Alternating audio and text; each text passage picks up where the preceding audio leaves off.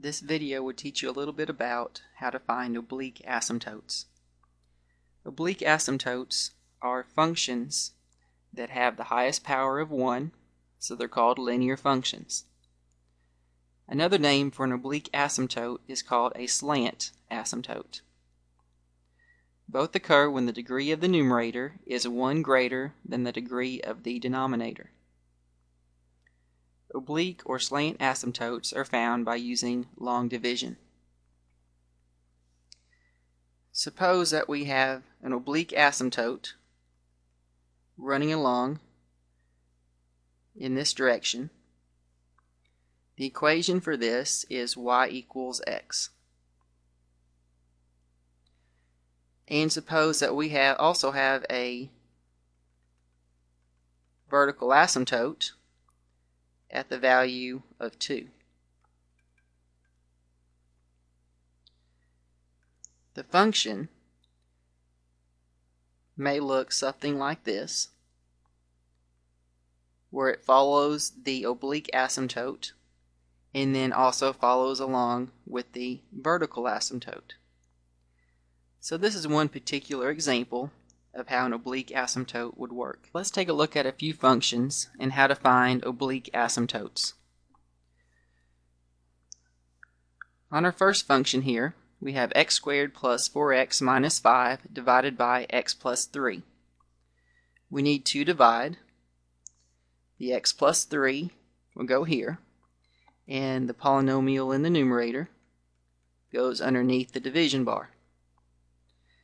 Using long division, we need to think about x and x squared. X goes into x squared x times, and we'll multiply x by this polynomial. So x times x is x squared, and x times 3 is 3x. Just like regular division, we subtract. So x squared minus x squared is 0. And 4x minus 3x is x. After we subtract, we bring down the next term. That's minus 5. And then we think about x going into x. X goes into x once, so we have plus 1. And then multiply the 1 times x to get x. And 1 times 3 is 3. And then subtract. X minus x is 0. And negative 5 minus 3 is negative 8. This is the remainder. So the function that we'll have with the oblique asymptote is y equals x plus 1.